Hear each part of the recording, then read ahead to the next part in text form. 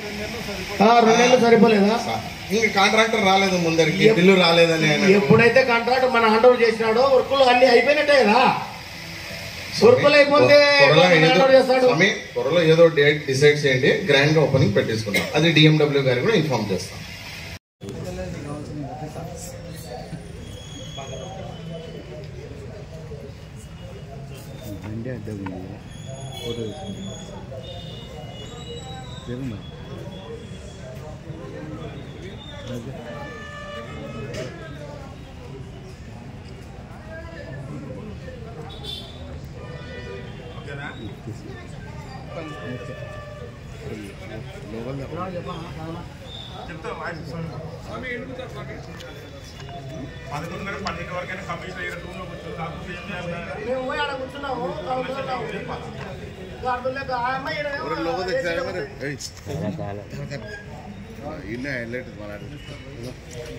Commissioner వైఖరి, commissioner వైఖరి, commissioner వైఖరి.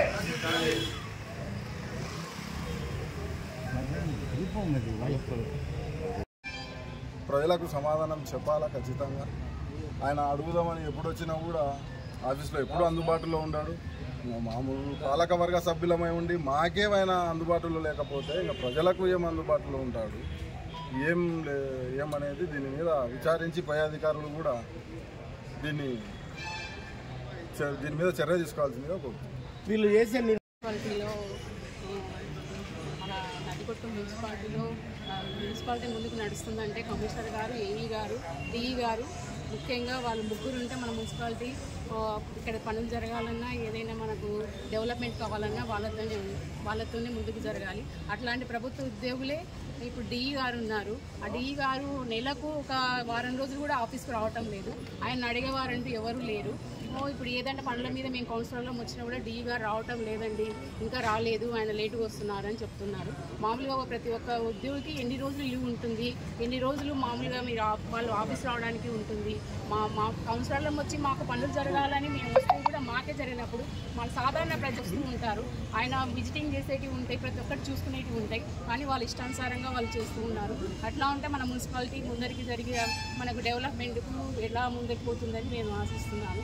అలాగే మా కౌన్సిలర్ అన్న చంద్రబాబు అన్న గారు కూడా వాటి గురించి మాట్లాడతారు.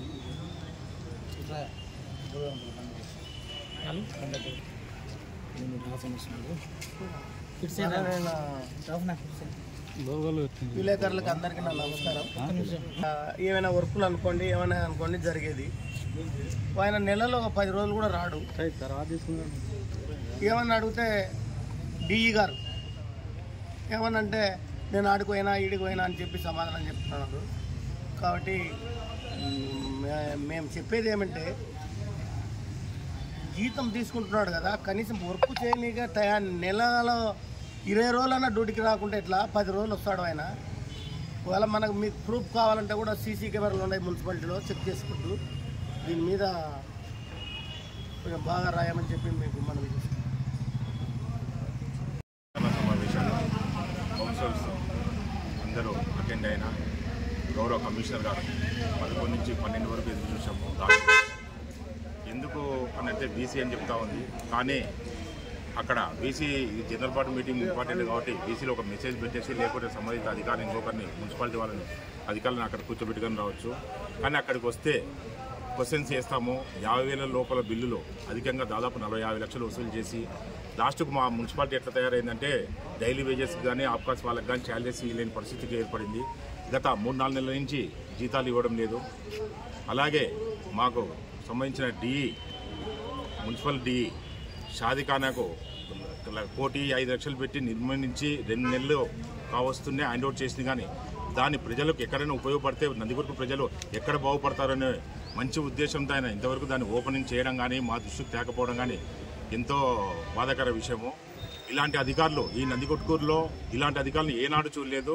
ఏ టైంలోనో రాండి, నందికొట్కూరు మున్సిపాలిటీ ఇప్పుడు ఖాళీగానే ఉంటుంది. కానీ ఒకటేసారి వారం రోజులు 10 రోజులు నెలలో కనీసం 5 రోజులు 10 రోజులు కానీ రానికి కానీ లేదు. వాళ్ళకి ఏమన్నా వేరే మున్సిపాలిటీలకు ఇన్ఛార్జ్ ఇచ్చినారో కానీ మాకు తెలియదు. కానీ ఇక్కడ మటుకు చాలా గందరగోళ పరిస్థితి ఏర్పడింది. ప్రజల నుంచి దండుకోవడం తప్పితే ప్రజలకు సర్వీస్ చేసే విధానం అనేది పూర్తిగా ఈ సంవత్సరం నుంచి చూస్తూ ఉన్నాము. చాలా అధ్వానంగా తయారైంది. ఇలాంటి అధికారులని దయచేసి గౌరవ సీఎం గారు కానీ, మినిస్టర్ నారా చంద్రబాబు నాయుడు గారు కానీ, ఎంపీ బైరెడ్డి శివరమ్మ గారు కానీ, లోకల్ ఎమ్మెల్యే జయసూర్య గారు కానీ దీన్ని స్పందించి వాళ్ళని వెంటనే మార్చి తగు మంచి ఉద్యోగస్తులను తెస్తే నందికొట్టు మున్సిపాలిటీని అభివృద్ధి పడంలో నడిపించాలని వాళ్ళకి కానీ ఉంటుంది. కాబట్టి అటువంటి అధికారులని తీసుకొస్తే బాగుంటుందని చెప్పి ఆశిస్తున్నాను.